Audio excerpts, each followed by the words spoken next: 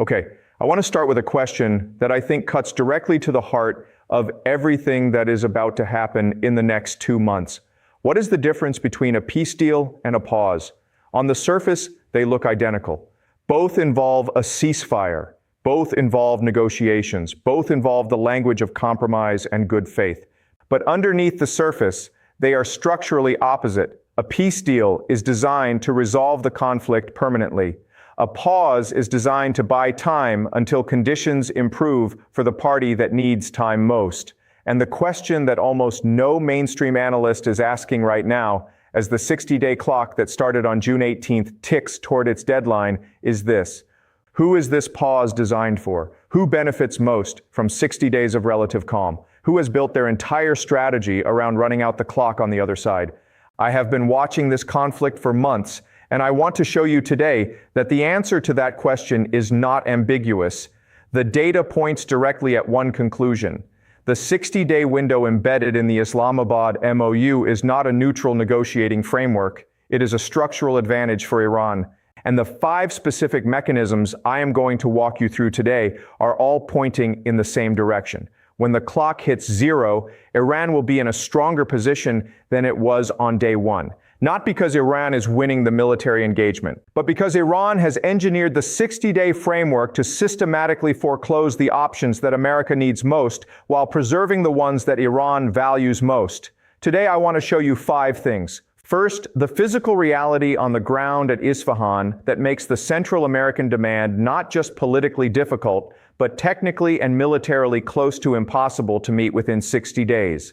Second, the asymmetry of American and Iranian political time pressure, and specifically why the November midterm elections have handed Iran a weapon more powerful than anything in its missile stockpile.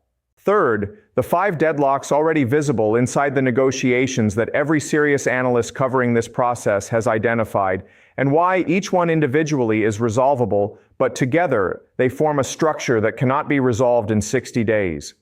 Fourth, what Iran's own newspapers and officials are saying about the 60-day window when they are speaking to their domestic audience rather than to Western media. Because those 2 conversations are producing 2 completely different pictures of what this deal means. And fifth, the concept I want to call the asymmetric clock, which I think is the most important framework for understanding everything that happens from today until August 17th, when the 60-day window closes. Okay, let's go. Let me start with Isfahan, because I think this is the most concrete and the most undercovered dimension of the entire 60-day framework. On June 13th, 2026, CNN published an exclusive report based on 5 sources familiar with U.S. intelligence. The report said that Iran has dramatically escalated efforts to seal off its cache of near bomb-grade uranium, deliberately collapsing tunnels and booby-trapping entrances with explosive mines at the Isfahan nuclear complex in central Iran. The key sentence from that report, getting to the roughly half a ton of highly enriched uranium is now far more difficult, dangerous, and time-consuming than it already was just a month ago, when President Trump was publicly signaling he might order the U.S. military to seize it. Half a ton. That is the number. According to the IAEA's last verified count, Iran holds approximately 440 kilograms of uranium enriched to 60%. That is not weapons grade. Weapons grade is 90%. But 60% enrichment is the point at which reaching weapons grade becomes significantly faster and easier. The IAEA has described that stockpile as sufficient to produce approximately 11 nuclear weapons if further enriched. And that stockpile is currently buried under collapsed tunnels at Isfahan with the entrances mined. Now here is why that matters directly to the 60-day framework. The Central American demand in these negotiations, the demand that Trump described as the non-negotiable heart of any deal, is the elimination of Iran's highly enriched uranium stockpile. The MOU's minimum methodology language describes downblending the material inside Iran under IAEA supervision. But downblending requires physical access to the material, and physical access to material that is buried under collapsed tunnels surrounded by landmines is not a technical challenge. It is a military operation. CNN reported that removing the uranium from the country would likely require the deployment of a specialized mobile uranium facility from Oak Ridge National Laboratory in Tennessee. Top U.S. negotiators Jared Kushner and Steve Witkoff visited Oak Ridge earlier this month specifically to assess the feasibility of this operation. And the report noted that even the world's top nuclear removal experts would need at minimum 2 weeks to complete the removal, and that was before the additional fortifications were put in place. The satellite imagery confirms the same story. The Institute for Science and International Security, ISIS, reported that satellite images from late January 2026 showed Iranian efforts to bury 2 tunnel entrances at the Isfahan complex. A February 9th update said a third entrance had been backfilled with soil. By February 10th, all 3 tunnel entrances were completely buried. And since then, according to CNN's current U.S. intelligence sources, Iran has added explosive mines to the buried entrances. Think about what that sequence of actions tells you. While Iran's diplomatic team was negotiating the terms of the MOU in Islamabad and then in Switzerland, Iran's military was physically fortifying the site that contains the material that is the central subject of those negotiations. These 2 activities were happening simultaneously. That is not a contradiction. That is a strategy. Negotiate the framework for access. While you are negotiating, make access as difficult as possible, so that when the framework is agreed, the practical implementation requires a level of military and logistical effort that cannot be completed in 60 days. A former nuclear official quoted in the Times of Israel coverage noted that the mining raises the risk that Tehran could claim it cannot retrieve some of the material at Isfahan. Iran may use its own fortifications as a negotiating excuse. We cannot access the uranium either. How can we hand over material we cannot physically reach? That creates a diplomatic escape hatch that is directly enabled by the military preparations Iran made during the negotiation process. This is the documented sequence of events, verified by satellite imagery and confirmed by U.S. intelligence sources speaking to CNN. When the 60-day technical negotiations turn to the question of the uranium stockpile, one side will be coming to that table with a mobile uranium removal facility from Oak Ridge. The other side will be coming with collapsed tunnels, landmines, and a perfectly valid claim that the material is physically inaccessible without a military operation that would violate the ceasefire. Now let me give you the second mechanism, the asymmetric clock. And I want to introduce this carefully because I think it is the most analytically important concept for understanding the 60-day window. The asymmetric clock is the idea that when 2 parties enter a negotiating framework, they do not experience time the same way. One party may have strong incentives to reach a conclusion quickly because its domestic political situation is time sensitive. The other party may have incentives to extend, slow, and complicate the process because time itself is its ally. When one party is in a hurry and the other is not, the party in a hurry always negotiates at a structural disadvantage. Now apply that to the U.S.-Iran 60-day window. On June 18, 2026, the clock started. The November midterm elections in the United States are approximately 20 weeks away. Trump and the Republican Party need a politically sellable outcome from the Iran conflict before those elections. Not a perfect outcome, not Iran's complete denuclearization, but something they can describe to American voters as a win. Michael Doran of the Hudson Institute, a conservative research organization that supported the Iran war, told PBS directly when asked whether domestic pressures forced Trump to make this deal at this moment. He said, and I am quoting him, "It was the 3 M's, markets, munitions, and midterm elections. He was worried about the spike in oil prices and the effect on midterms. He burned through a lot of interceptors, which made allies nervous, and he needed a political off-ramp before November." That is not a hostile analyst. That is a Hudson Institute fellow who supported the original war objective, explaining that the deal was driven by the American electoral calendar. Chatham House, the British international affairs think tank, published its own analysis making the same point. They wrote that a hasty, expedient deal may be a way out of this self-made crisis for the administration, but that the bill will eventually come due. And critically, they noted that Democrats will seek to capitalize on any deal that makes Trump seem to have been outmaneuvered by a weakened Iranian regime. Now look at Iran's clock. Iran has no midterm elections. Iran has a new supreme leader following the assassination of Khamenei in February.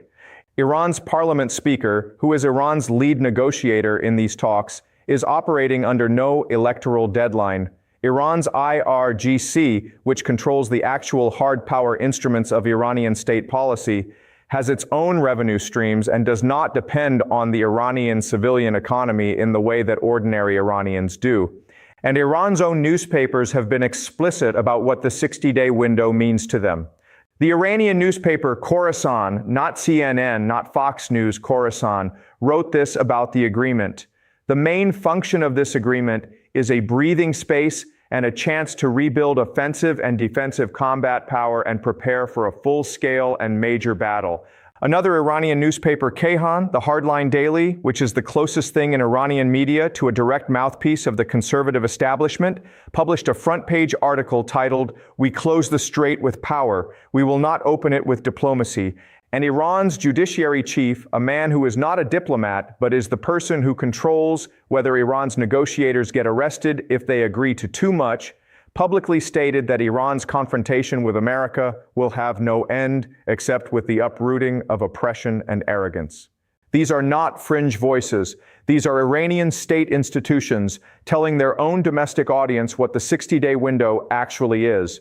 Not a peace deal, a pause, a breathing space, time to rebuild, time to prepare for what comes next. Now, I want to be completely honest here. I always want to give you the strongest version of the argument I am pushing back against. So let me give you the best possible case for why the 60-day window might actually produce a real agreement. The strongest version of the optimistic case is this. Both sides are genuinely exhausted. A government poll taken in Iran as of June 20th, 2026, found that nearly 60% of Iranians report they are unable to continue with their lives financially. 70% demand government changes. These are the numbers of a population under severe economic distress. And those numbers create real political pressure on the Iranian government to deliver economic relief, which requires closing a deal. The diplomatic track's argument that Iran needs this deal is genuinely correct. On the American side, a YouGov CBS poll found that 67 to 80% of Republicans consider the deal good for the United States and Iran. That is a strong domestic political foundation. And a Qantas Insight survey found that 56% of likely voters would support the Iran deal. There is a real argument that once both sides formally declare the end of the war, the political cost of returning to active hostilities increases significantly. The machinery of war is harder to restart once you have signed a peace framework, even an imperfect one. That argument is not stupid. I take it seriously. But here is what it cannot explain. If the diplomatic track genuinely wants a deal, and if the American political conditions for accepting an imperfect deal are genuinely favorable, then why is Iran collapsing tunnel entrances and mining the access points to the uranium that the deal is supposed to address? You do not mine the entrance to the vault that your diplomatic team just agreed to let international inspectors into. Unless your diplomatic team and your military command are operating on different strategic assumptions about what this 60-day window is for. The 60% of Iranians who cannot pay their bills are not the ones who decided to mine the Isfahan tunnels. The IRGC made that decision. And the IRGC is not answerable to the 60%. This is the structural contradiction at the heart of the optimistic case.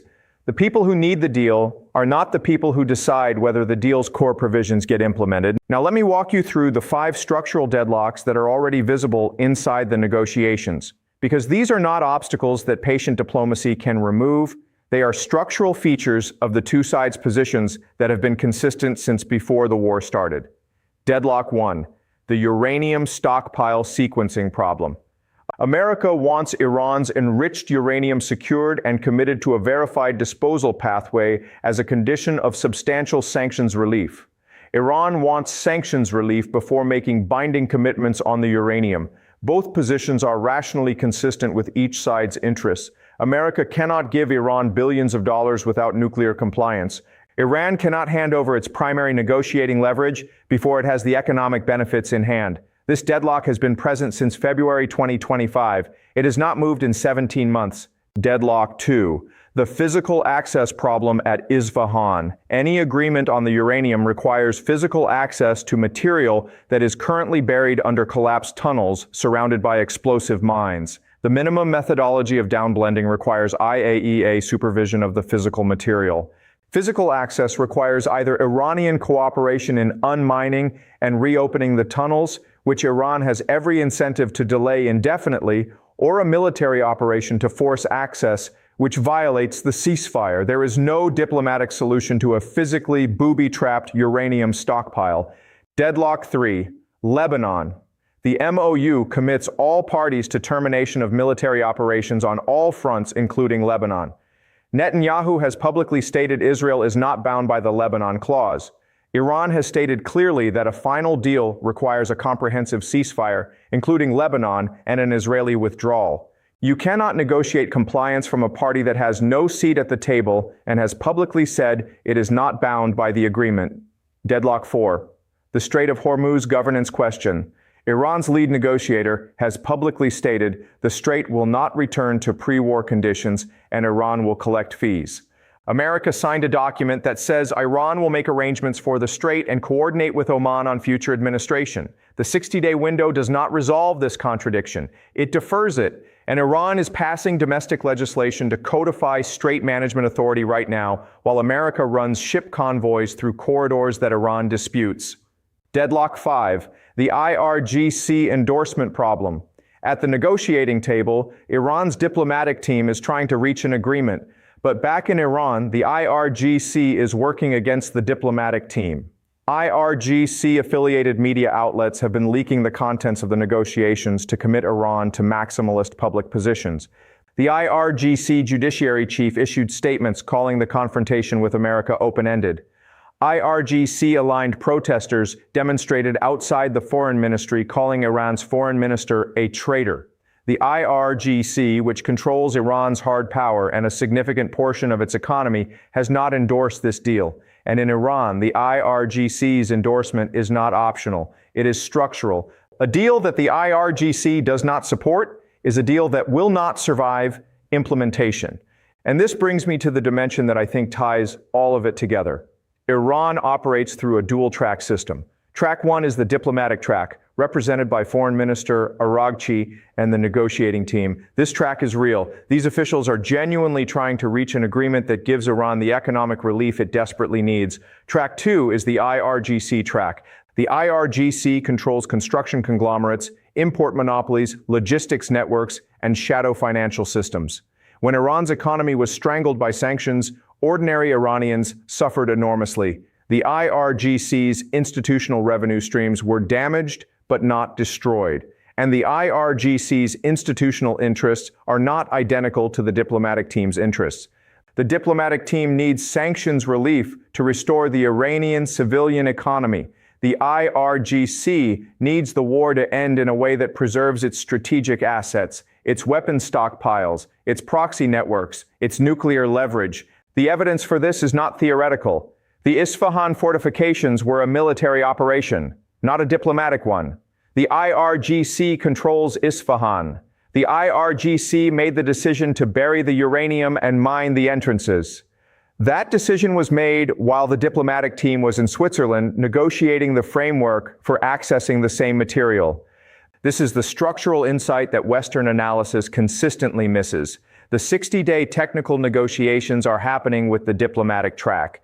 The strategic outcome of those negotiations will be determined by the IRGC track, and the IRGC has already voted with its actions. Now let me give you 5 sources that ground everything I have said in evidence from Western institutions. As always, none of these sources are Iranian, none are Russian, none are Hezbollah. Source 1. The Hudson Institute, a conservative American think tank that supported the original war objectives, told PBS directly that the deal was driven by markets, munitions, and midterms. When an institution that supported the war is telling you the deal was driven by the electoral calendar rather than strategic achievement, that is a significant concession about what the 60-day window actually represents. Source 2. Chatham House published its analysis stating that a hasty, expedient deal may be a way out of this self-made crisis, but that the bill will eventually come due. They specifically warned that Democrats will capitalize on any deal that makes Trump appear outmaneuvered by a weakened Iranian regime. And they noted that a poor deal will offer congressional Republicans a risky opening to hit the president after the midterms. Source 3. The Atlantic Council noted that Thomas Warwick, a senior fellow covering the negotiations, said the next phase of technical negotiations could prove far more challenging than the political agreement itself and may ultimately take longer than the 60-day timeline. A senior Atlantic Council fellow covering the negotiations is saying the technical talks may not be completable in 60 days. Source 4. CNN's 5-source exclusive on Isfahan is not an analysis piece. It is an intelligence report.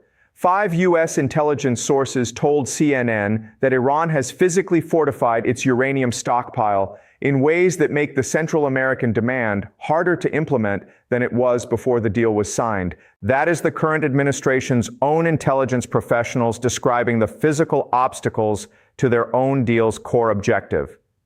Source 5. NBC News, citing a source close to the White House, called the deal a low-grade humiliation, specifically because it reopened a waterway that was open before the war started without achieving the war's stated objectives.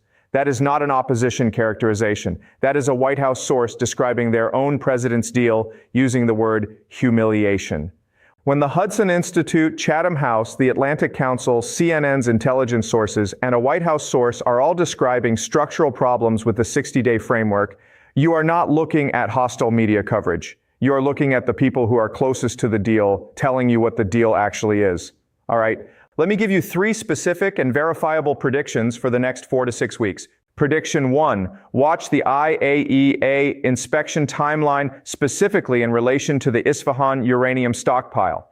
J.D. Vance said at the Switzerland talks that Iran had agreed to allow IAEA inspectors back into the country. Watch whether those inspectors are actually allowed to physically inspect the Isfahan tunnel complex where the enriched uranium is buried, not the declared surface facilities, the tunnel complex with the buried entrances and the landmines. If the IAEA inspectors are limited to surface-level access at declared facilities and are not granted access to the specific tunnels where the uranium is known to be located, the 60-day framework's nuclear provisions have been functionally circumvented in the first 2 weeks. Prediction 2. Watch the Iranian parliament's Hormuz Management Bill. If that bill passes into domestic Iranian law during the 60-day window, it codifies Iranian administrative authority over the strait as a matter of statute that cannot be rolled back by any subsequent diplomatic agreement.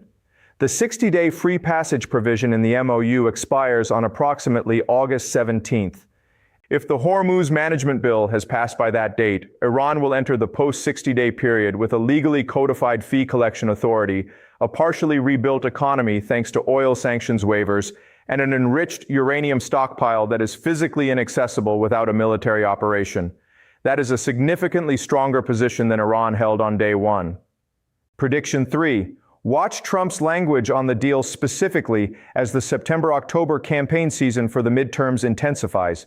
If Trump begins describing the deal in increasingly triumphant terms, claiming complete Iranian denuclearization, claiming total strategic victory, while the actual technical negotiations remain unresolved, you will have confirmation that the political calendar has overtaken the strategic calendar. And when political framing overtakes strategic reality in a negotiating process, the party that is not constrained by political framing, which is Iran, has won the structural advantage. Here is your homework. Find the CNN exclusive from June 13, 2026 on the Isfahan uranium fortifications. Read specifically the section on the satellite imagery and the timeline of when Iran began collapsing tunnels and mining entrances. Then find the date the Islamabad MOU negotiations formally began in their current phase. Put those 2 timelines side by side and ask yourself, was Iran fortifying Isfahan before, during, or after the negotiations? Because the answer to that question tells you whether the fortifications are a reaction to negotiating failure or a component of a negotiating strategy. Then find the Iranian newspaper Khorasan's coverage of the MOU. Find their description of the deal as a breathing space to rebuild combat power. Then find the White House statement describing the same deal as a historic achievement that prevents Iran from ever getting a nuclear weapon. Put those 2 descriptions of the identical document side by side. They cannot both be accurate. One of them is describing the deal as it appears to American domestic audiences. The other is describing the deal as it functions in Iranian strategic planning. And then ask yourself the question that I think is the most important question of this entire 60-day window. If the clock expires on approximately August 17th, and the 5 deadlocks I described today are still unresolved, what happens on day 61? Does America resume the war 77 days before a midterm election? Does America extend the ceasefire and accept that the nuclear questions remain unresolved? Or does Iran, having used the 60 days to fortify its uranium, rebuild its economy, and pass domestic legislation on Hormuz, simply announce that it considers the terms of the MOU to have been met and that the final deal negotiations will proceed on its own timeline? Here is where I want to leave you. On June 18, 2026, the 60-day clock started, and everyone in mainstream media described it the same way: a window, a framework, a negotiating opportunity, and all of those descriptions are technically accurate. But here is what those descriptions do not tell you. A window is a structural advantage for the party that knows exactly what it needs to accomplish before the window closes. A framework is a structural advantage for the party that designed the framework's ambiguities. And a negotiating opportunity is a structural advantage for the party that is not constrained by an electoral deadline. Iran deliberately collapsed the tunnel entrances at Isfahan while its diplomats were negotiating the access provisions of the MOU. That is a verifiable, satellite-confirmed fact. Iran's own newspapers described the deal as a breathing space to rebuild combat power. That is a documented editorial position of Iranian state-aligned media. The Hudson Institute told PBS that the deal was driven by Trump's electoral calendar. That is a conservative American analyst describing his own side's structural weakness. And a White House source called the deal a low-grade humiliation. That is the president's own circle describing their own outcome. When you put those 4 data points together, the picture is not ambiguous. The 60-day window is not a neutral framework. It is a structured advantage for the party that designed it knowing the other side had a hard deadline and could not wait. Iran has 60 days to do what it needs to do. America has 60 days to get what it needs to say it got. Those are not the same objective. And when the clock hits 0, one side will have accomplished its objective, the other side will have a press release. The question I want to leave you with is this. When the most powerful military in human history launches a war to prevent a country from having nuclear weapons, and that country responds by burying its nuclear material under collapsed tunnels and explosive mines while its diplomats negotiate the terms of access, what exactly is being verified by the agreement that was signed? The 60 days started on June 18th. I will see you on day 61.